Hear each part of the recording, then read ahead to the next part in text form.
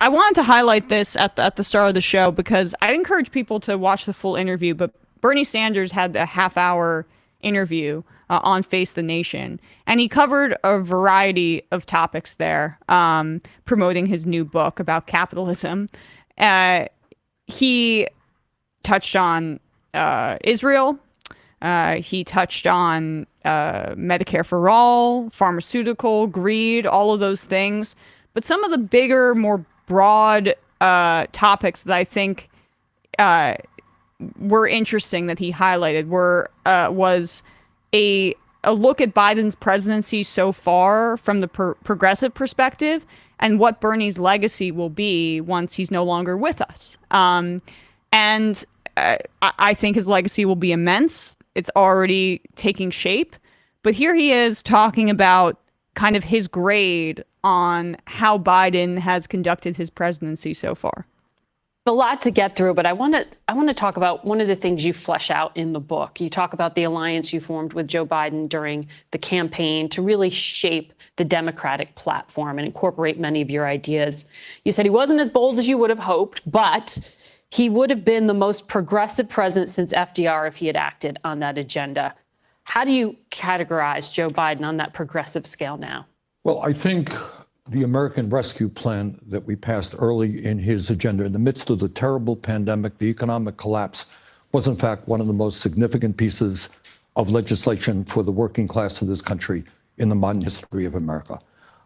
Bill. I just want to say real quick, we can agree with that and also realize that that's because we don't do a whole lot of things like this for the American people in this country. Yes. Back better would have been history of America. Build back better would have been transformational. It would have finally addressed the crises that the working class of this country has faced for decades, revolutionized childcare, revolutionized healthcare, dealt boldly with climate change, raised wages. I mean, it would have done a whole lot. But the votes weren't there. We got 0 Republican support and 2 Democrats decided not to support it. So in terms of how you view the president, do you think he is progressive? I think he is a much more progressive president than he was a United States senator.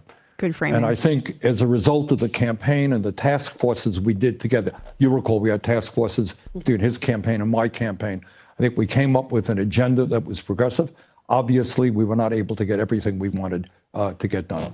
In some of the things you were able to get done and signed into law, President Biden points to them as achievements, but you diminish them a little bit in this book. You point out Medicare won't be permitted to negotiate lower drug prices until 2026. Right. The cap on out-of-pocket prescription drug costs for seniors doesn't kick in until 2025.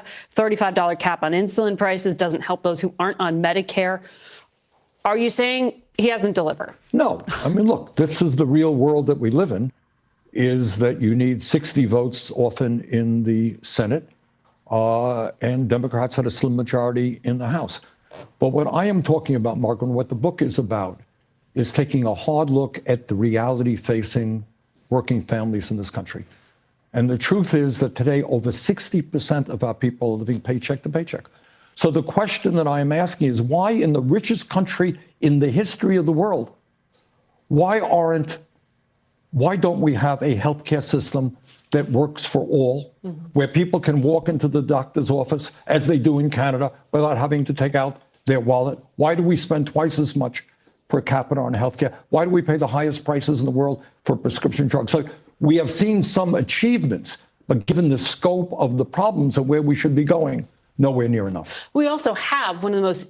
Yeah, that was she goes on to talk about how we have one of the most innovative healthcare systems in the country, and we produced the vaccine, by the way, because the government funded it, not necessarily on their own. I think that should be noted, because they had been toying around with mRNA technology for a little while, and there was just not the profit incentive for them to come up with it. And so once we were faced with this crisis and the government decided to fund their research. That's why we have the vaccines that we have today. And by the way, they hoarded it so lower income countries did not have the ability to actually have access to it, or especially early on. Emergencies also often reveal like the sort of suppressed capacities that haven't been realized by capitalists. I mean, this happened like massively during like the New Deal, World War II era too. Right. So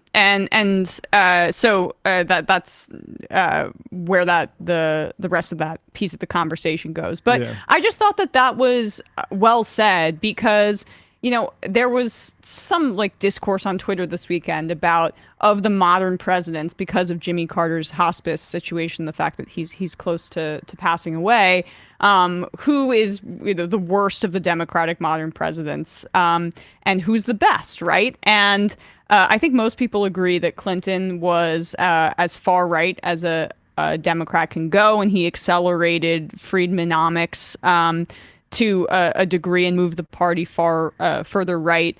And we're still dealing with those consequences today. Welfare reform, just neoliberalism on steroids, although Carter did start some of that with airline deregulation and more. I mean, Carter was saying he wants to run the government like a business. Yeah. So, I mean, but who's the best of those four? That's a tougher conversation. It's certainly not Clinton. I don't think you can say it's Obama. We're at the point where we're beginning to consider if Biden is the best of modern Democratic president, and that's an indictment to a degree. It's damning with faint praise, but Bernie's framing there is correct. Given the constraints that on his presidency, given the obstruction from the Republicans, their extremism, what we saw Manchin and Sinema do to flex their muscle on behalf of, say, the Chamber of Commerce and other interest groups, there has been good stuff that has happened.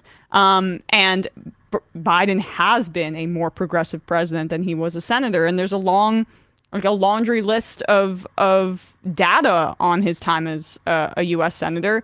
I just think that's completely true. That's not controversial to say. Yeah, I think Corey Robin, who we've had on the show, has sort of he doesn't put this so much on the presidents themselves. Like, he considers Nixon like the last New Deal president, right, under like a New Deal consensus, and then we had like basically the neoliberal consensus starting under Ford and Carter, and you know, Clinton economically completely bought into that. Obama, you have some, like, the Iran deal was a great foreign policy initiative.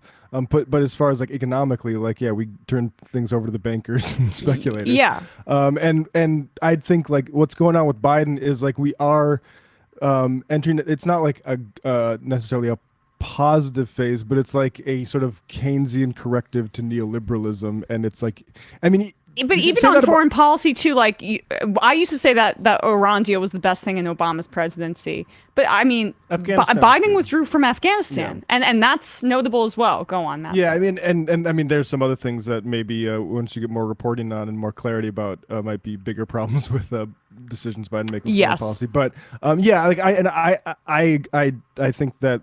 And what I also want to say is, like, if you go back to when Bernie endorsed Jesse Jackson in the 90s.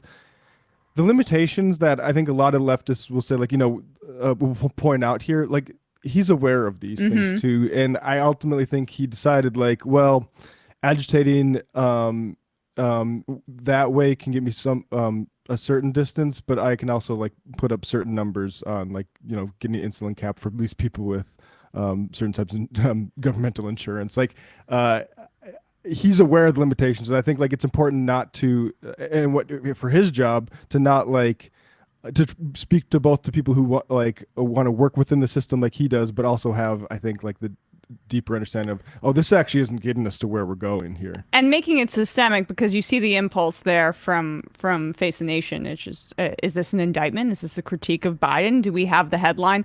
And later on, again, I know I watched basically the whole thing. You know, she's she basically, Biden, they're talking about the healthcare system, and Bernie wants to talk about socialized healthcare in Finland and compare it to the United States. And she's like, well, I could talk about that all day, but, and then moves on to the next headline topic. It's like, well, you had the opportunity to talk about it all day, Margaret. But I think, as you say, Matt, it's important to view presidents not as individual personality types, but within the context of their political moment. And Biden is beginning to build back a more Keynesian consensus, one that is a little bit more oriented towards the public as opposed to markets. And that those tweaks are welcome for sure.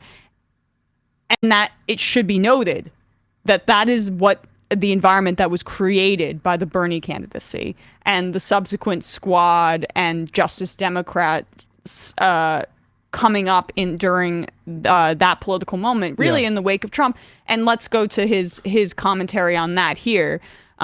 Bernie's kind of asked about who's going to take up the mantle once you're no longer in office or you're no longer with us.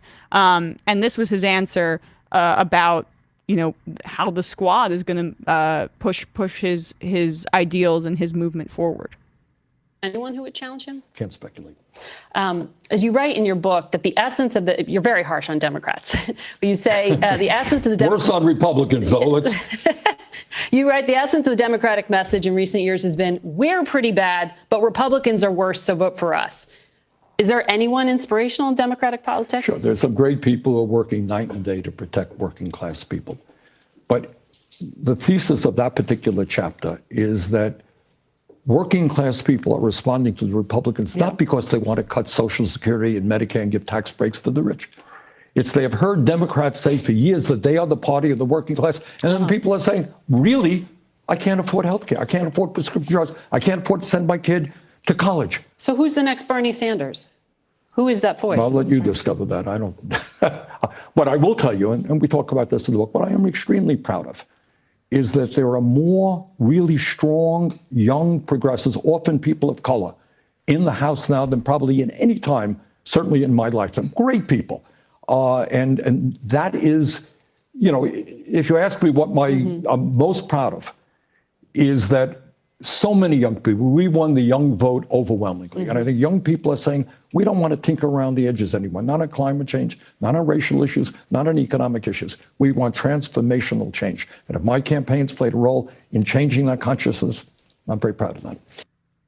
Yeah. So this President's Day, I just remembered that that's what it was. I guess it's a bit fitting that we're kind of just looking from 30,000 feet at Biden's presidency so far, especially compared with the other Democrats in recent history, and given the news about Jimmy Carter. That's my president, Bernie. But also, we don't take President's Day off because I don't really think it's important to memorialize or commemorate powerful figureheads.